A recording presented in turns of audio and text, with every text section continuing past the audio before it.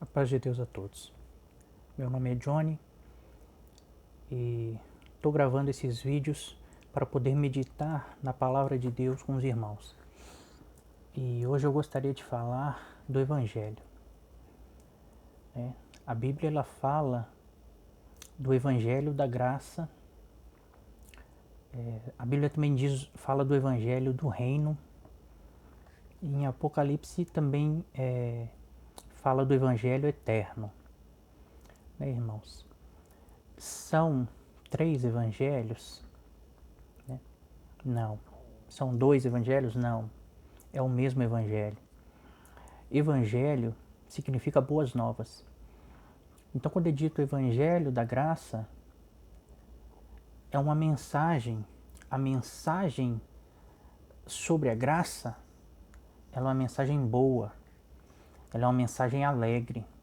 Então, quando é dito assim, evangelho da graça, é a notícia alegre sobre a graça, sobre o que o Senhor Jesus fez por nós. E quando é dito o evangelho do reino, é as boas novas sobre o reino que Jesus veio anunciar. Evangelho eterno é o plano de Deus desde antes da fundação do mundo.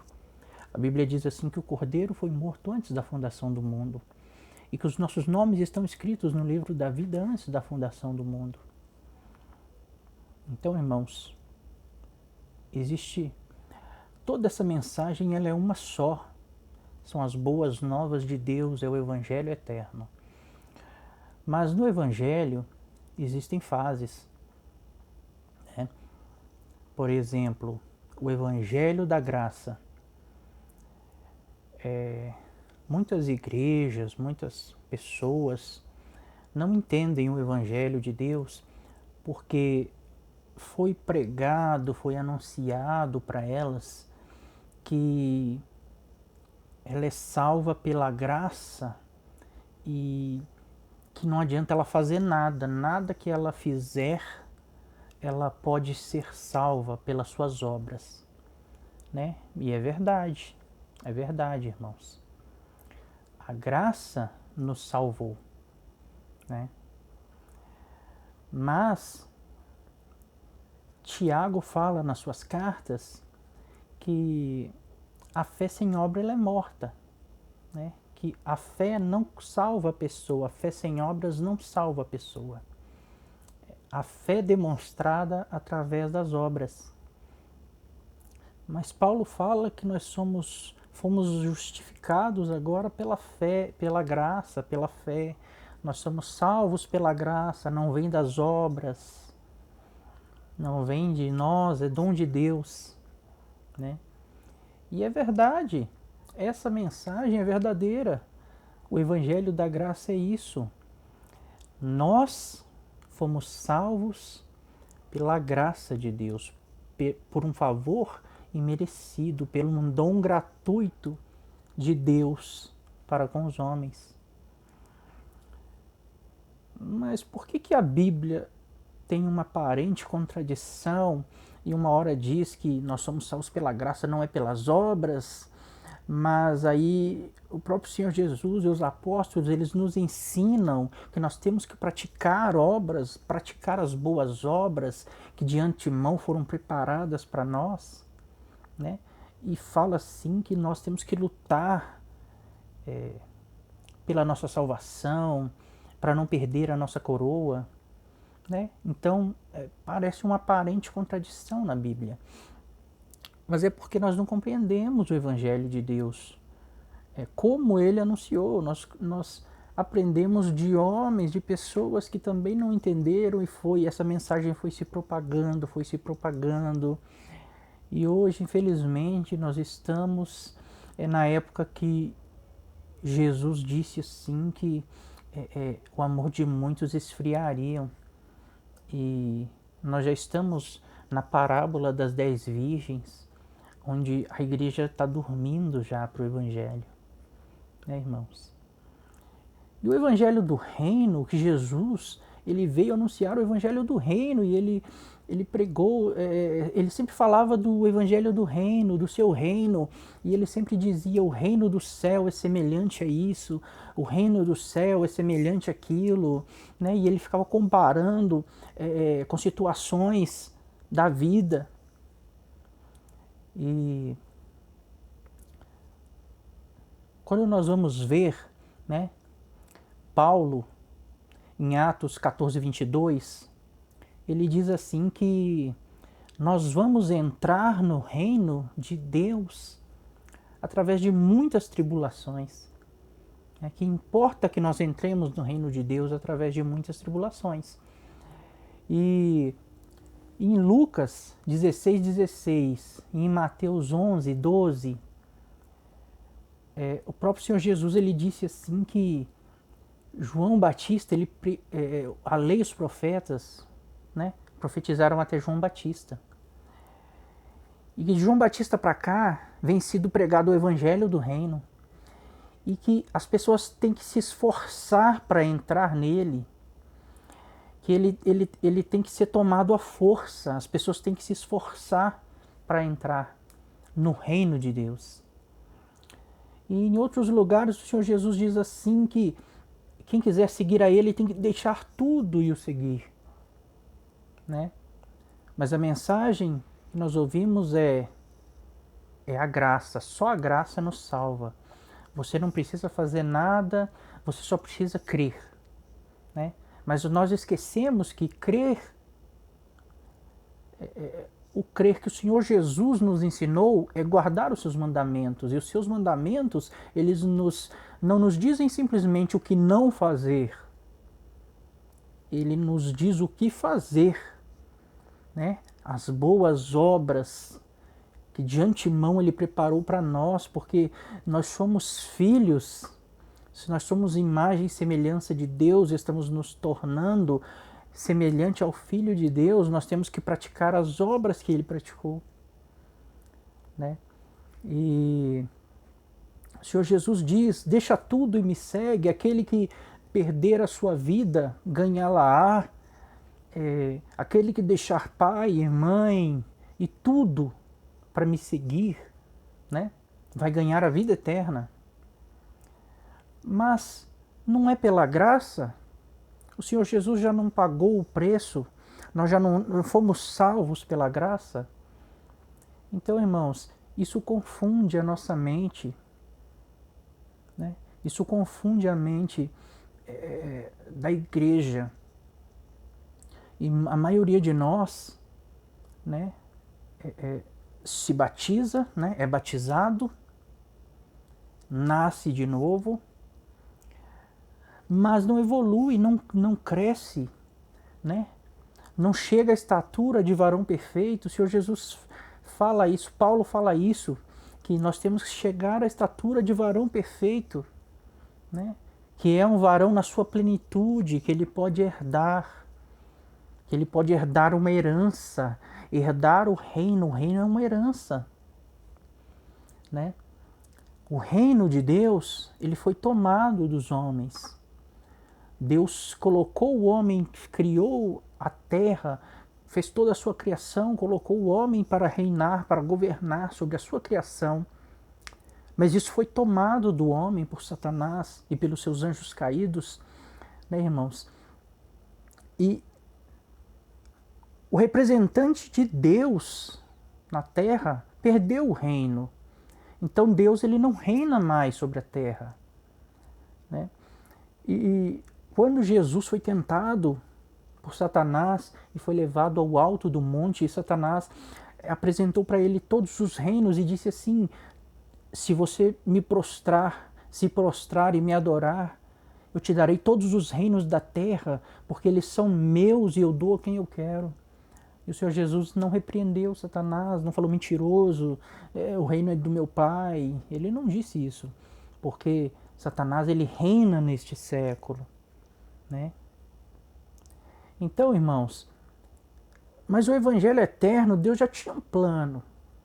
Deus já tinha um plano para restaurar isso que Deus deu para o homem, essa herança, né, esse reino. Então, Deus ele proveu um substituto para pagar um preço que nós não podíamos pagar. Né?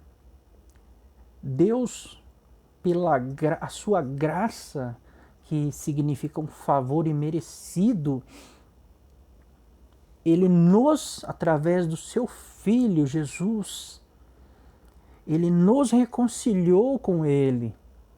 Porque, irmãos, todo pecado tem que ser punido com justiça.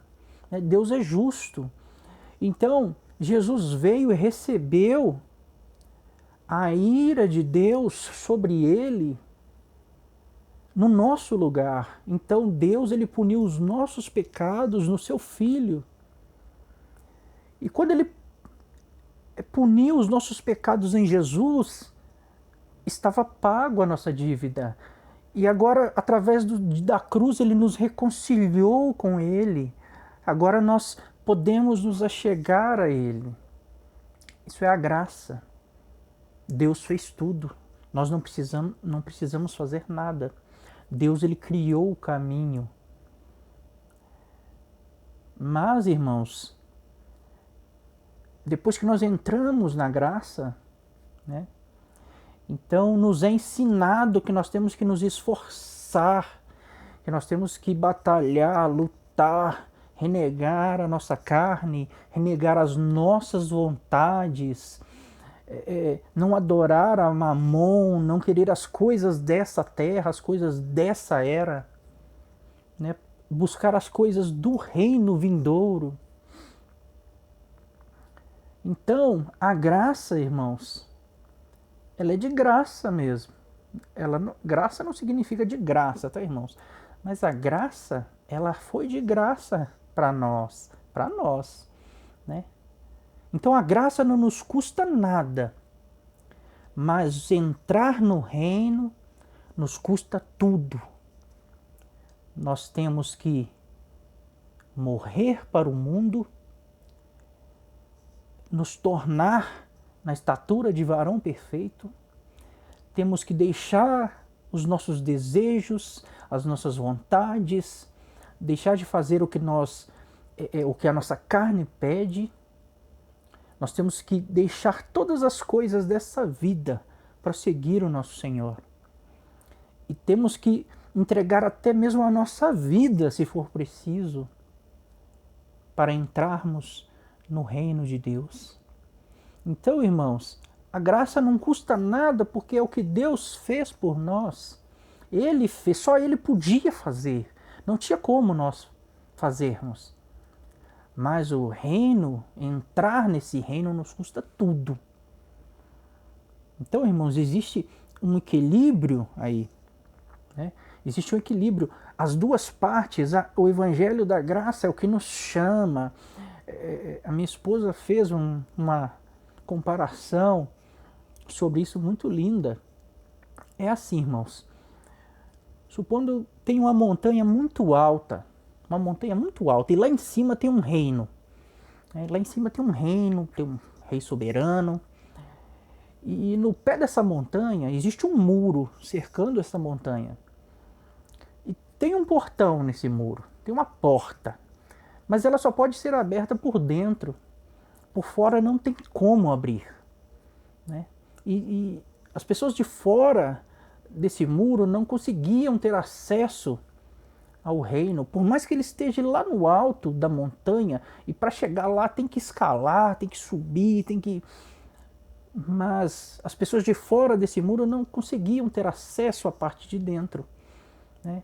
Então, o soberano deste reino mandou seu filho descer e disse assim: vai lá e abre a porta e mostra o caminho. E ele enviou seu filho, ele desceu e abriu a porta e nos mostrou o caminho. Ele disse assim: olha, vai. E essa montanha era muito alta, irmãos. Muito alta. E tinha que alguma parte escalar, alguma parte pegar uma trilha. E o filho desse rei abriu a porta e disse assim: olha, aquele caminho ali é melhor. Vai por ali que você vai se machucar menos. Vai ser mais fácil. Ele é mais estreito, mas vai ser mais fácil. E, além disso, Ele nos deu todas as ferramentas que nós precisávamos para subir essa montanha e chegar até esse reino. Né? Ele nos deu ferramenta de escalada, calçado, capacete, couraça, né, irmãos? Então Ele nos deu tudo de graça, Ele abriu a porta, mostrou o caminho, nos deu condição e disse, só vai até o reino. Mas agora você vai ter que se esforçar, vai ter que escalar, vai ter que caminhar, vai ter que correr, né? E não adianta apenas entrar da porta para dentro, andar 100 metros, sentar e ficar ali, achar que você vai chegar a esse reino, que você vai entrar no reino. E não vai, irmãos. Tá? Então nós temos que nos esforçar. Para entrar nesse reino, precisa se esforçar. Nós fomos salvos pela graça, né? A porta foi aberta. Nós não podíamos abrir. Deus abriu. Mas agora nós temos que nos esforçar, né? E o Senhor Jesus, Ele falou desse reino, né? Ele falava só desse reino, na verdade. E foi pregado assim em Mateus 4:17. Eu não vou abrir, irmãos, editar o vídeo para pôr as passagens na tela, né, como a gente vê alguns vídeos. Se os irmãos quiserem acompanharem, isso é muito importante, pausa o vídeo, abre a sua Bíblia, né, e acompanha a leitura, tá bom? Então em Mateus 4:17 é dito assim, arrependei-vos, está próximo o reino dos céus. Né? Então ele está próximo. E em Mateus 12:28, Jesus fala assim, que se eu expulso os demônios pelo poder de Deus, então o reino do céu é chegado a vós. Jesus está dizendo, se esse poder que eu uso é de Deus, o reino do céu chegou. Né? Ele estava próximo, agora é dito que ele chegou. Mas em Marcos 14:25, Jesus fala assim que ele, na ceia, ele fala assim, eu nunca não beberei mais do fruto da videira, da vide, né? Até que venha o reino dos céus, o reino de Deus. Aí lá nós vamos beber juntos de novo. Então, mas ele disse que o reino, aquele poder que ele manifestava, é que o reino do céu tinha chegado, né? Então, irmãos, o reino ele está próximo, mas ele está aqui, mas ele está vindo, né? Ele ainda não chegou. Porque Jesus disse, se eu faço essas coisas em nome de Deus, o reino do céu é chegado a vós.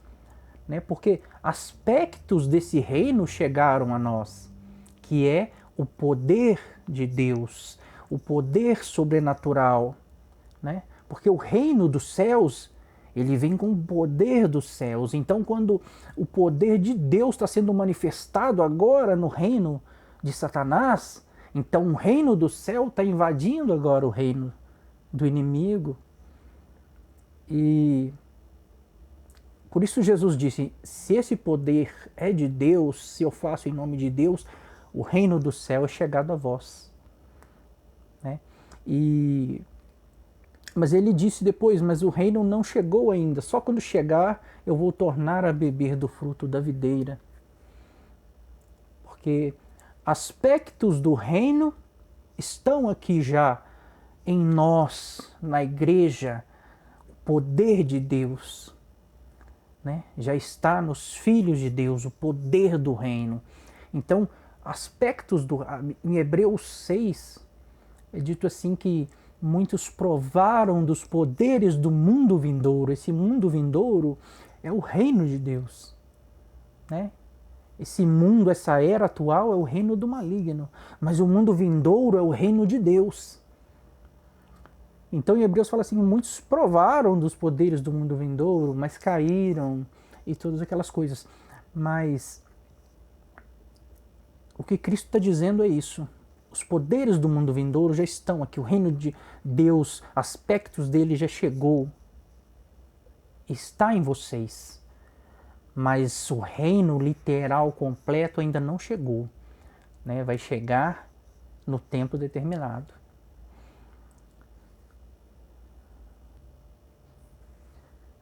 Então, irmãos, esse é o resumo. Né? O resumo sobre o que nós vamos falar em todos os vídeos futuros. A Bíblia ela não consiste em apenas versículos, capítulos. Não dá para basear nada em um capítulo, em um versículo, nenhuma ideia. Né? A Bíblia ela é o Evangelho eterno, é um plano que já foi criado no coração de Deus, né? Quando ele pensou em fazer o homem, antes da fundação do mundo. Então, nós não podemos olhar para partes da Bíblia e querer dizer, interpretar, né, somente através daquela parte, daquele contexto. O plano de Deus ele é perfeito, ele não tem falhas. Né? Então, nós vamos meditar sobre várias coisas, nós vamos falar de diversos assuntos, mas todos eles estão ligados, todos eles fazem parte do Evangelho eterno de Deus. Tá? Então, nós vamos falar, né?